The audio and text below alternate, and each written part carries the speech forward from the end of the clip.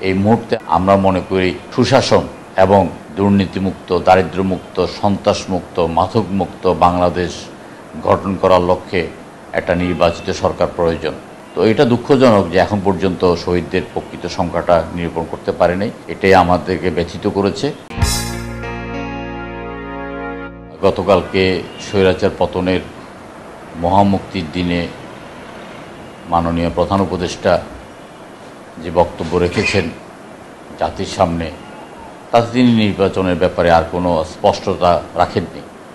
তিনি ফেব্রুয়ারির প্রথম দিকে এবং নির্বাচনের আগেই নির্বাচন দেওয়ার ব্যাপারে অঙ্গীকারনামা পুনরায় ব্যক্ত করেছেন এবং নির্বাচন কমিশনকে তিনি যথাযথভাবে সেই নির্দেশনা দেবেন বলে তিনি জানিয়েছেন।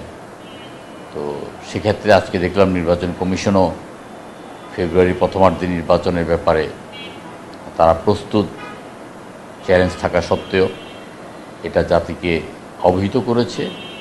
আমরা অবহিত হয়েছি, আমরা আশ্বস্ত হয়েছি। আমরা শুরুতেই ডিসেম্বরে নির্বাচন চাইলেও পরবর্তীকালে আমাদের নেতা জনাব তারেক রহমান এবং ডক্টর মোহাম্মদ ইউনূসের বৈঠকের মাধ্যমে ফেব্রুয়ারি নির্বাচনের যে অঙ্গীকারনামা উভয় পক্ষ থেকে ব্যক্ত করেছে, গতকালকে এবং আজকে সেটা পরিপূর্ণতা পেয়েছে বলে আমরা মনে করি। আমরা এই ঘোষণাকে, এই উদ্যোগকে আমরা স্বাগত জানাই। আমরা মনে করি যে যত দ্রুত সম্ভব একটি নির্বাচিত সরকারই দায়িত্ব গ্রহণ করে দেশের চলমান সংকটকে দূর করার জন্য তারা তাদের সর্বশক্তি নিয়োগ করবে। এই মুহূর্তে আমরা মনে করি সুশাসন এবং দুর্নীতিমুক্ত, দারিদ্র্যমুক্ত, সন্ত্রাসমুক্ত, মাদকমুক্ত বাংলাদেশ গঠন করার লক্ষ্যে একটা নির্বাচিত সরকার প্রয়োজন। এই অন্তর্বর্তীকালীন সরকারকে ধন্যবাদ। নানান সীমাবদ্ধতার মাঝেও তারা কাজ করে যাচ্ছেন। যদিও অনেক উপদেষ্টা মণ্ডলীর সদস্যদের বিভিন্ন কর্মকাণ্ড নিয়ে আমরা হতাশা ব্যক্ত করেছি।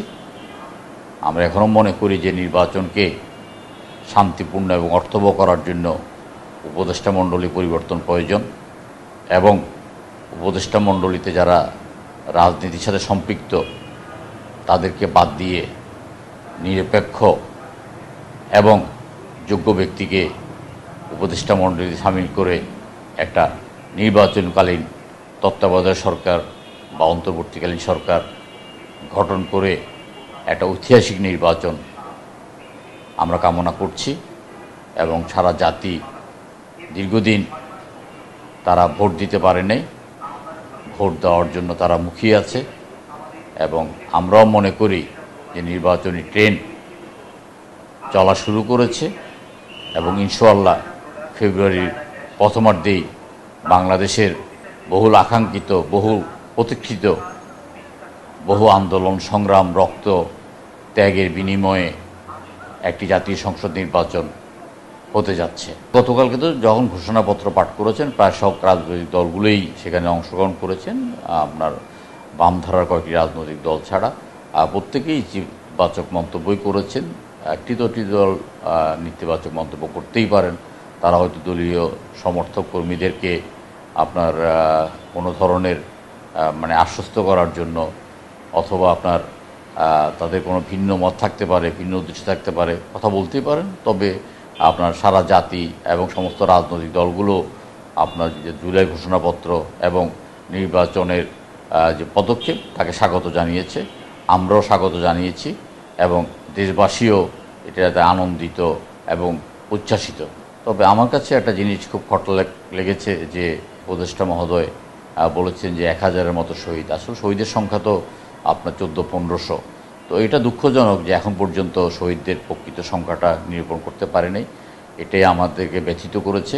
তো আমরা আশা করব তিনি তার ভুল সংশোধন করে এবং শহীদদের প্রকৃত সংখ্যা খুব দ্রুতই তারা এটা নির্ধারণ করবেন এবং জাতির কাছে তারা তো প্রতিশ্রুতিবদ্ধ যে জুলাইতে যারা শহীদ হয়েছেন তারা জাতীয় বীর মর্যাদা পাবেন, যারা আহত হয়েছেন এবং তাদেরকেও সরকারের পক্ষ থেকে বিভিন্ন সহায়তা করা হবে।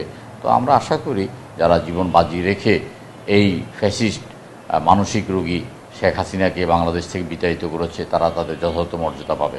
দেখুন, 12 দলীয় জোটের সাথেই সর্বপ্রথম মিটিংটা হতে যাচ্ছে জনাব তারেক রহমানের এই নির্বাচন অনিশ্চয়তা কেটে যাওয়ার পর।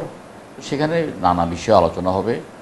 আগামীকাল আমরা বিকেলবেলায় 12 দলীয় জোটের একটা সভা আহ্বান করেছি। সেখানে আমরা আলাপ আলোচনা করে আমরা সেখানে কি বক্তব্য রাখব এবং আমাদের কি দাবি থাকবে নির্বাচন নিয়ে, আমাদের কি আমরা প্রতিশ্রুতি চাই, এগুলো আমরা সেখানে তখন আমাদের সভায় আমরা পুঙ্খানুপুঙ্খ আলোচনা করেই সিদ্ধান্ত নেব এবং সেই মোতাবেক আমরা শুক্রবার জনাব তারেক রহমান সাহেবের সাথে আমরা কথা বলব।